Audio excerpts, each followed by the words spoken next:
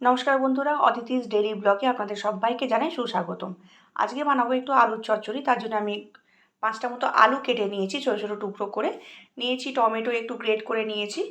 আর ফোড়নে নিয়েছি 5 ফোড়ন, শুকনো লঙ্কা, অল্প একটু হিং। আমি এভারেস্টে হিং ইউজ করে থাকি। আর একটু নিয়েছি অল্প করে কাঁচা লঙ্কা। তেলটা আমার গরম হয়ে গিয়েছে। আমি এবার এর মধ্যে ফোড়নগুলোকে দিয়ে দেবো। 5 ফোড়ন, শুকনো লঙ্কা দুটো নিয়েছি, আর অল্প করে একটু হিং।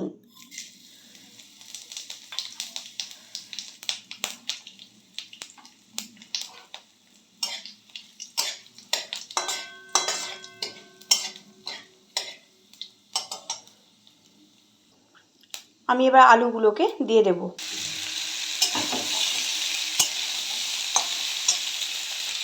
এই সময় গ্যাসের ফ্লেমটা একটু বাড়ানোই রয়েছে। অল্প একটুখানি ভালো করে ভাজা ভাজা হয়ে গেলে আমি এর মধ্যে টমেটোটা দিয়ে দেব।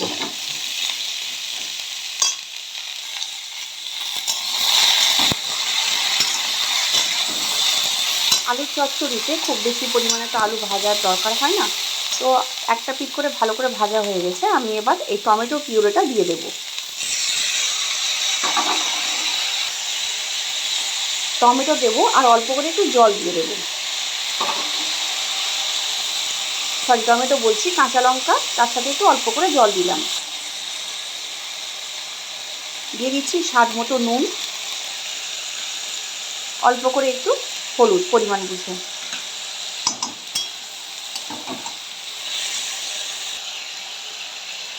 ভালো করে এটা ভাজা হয়ে গিয়েছে। আমি এবার এর মধ্যে জল দিয়ে দেব। পরিমাণ বুঝে কতটা মতন ঝোল রাখতে হবে সেই বুঝে জল দিয়ে দেব। জলটা আমি দিয়ে দিয়েছি। গ্যাসের ফ্লেমটা এখন জোরেই আছে। এবার আমি এটা ঢাকা দিয়ে রান্না করে নেব। আলু চচ্চড়িটা প্রায় হয়ে এসেছে। আলুগুলো বেশ সিদ্ধ হয়ে গেছে। এবার এই অবস্থাতে আমি আলুগুলোকে এই জিনিসটা দিয়ে একটু করে নেব। একটু থেতো করে নিলে কি হবে, আলুর যে স্টার্চটা বেরোবে সেটা বেশ একটু ঘন ঘন হতে সাহায্য করবে আলুর চচ্চড়িটাকে। এই যে একটা পাতলা ঝোল মতনটা হয়ে রয়েছে, এটা ঠান্ডা হলে তখন হালকা একটা বেশ একটু গাঢ় মতন ঝোলটা হবে। এটা একটু এখন জোরে জোরে ফুটবে, তারপরে আমি নামিয়ে নেবো। এই আলু চচ্চড়িতে আমি কিন্তু শুধুমাত্র নুন এবং অল্প একটু হলুদ দিয়েছি। আপনারা মনে করলে স্বাদ অনুযায়ী চিনিটাও ব্যবহার করতে পারেন, কিন্তু আমি বলুন বা আমার ফ্যামিলিতেই বলুন, একটু আলু চচ্চড়িটা বেশ ঝাল ঝাল খেতে বেশি ভালো লাগে।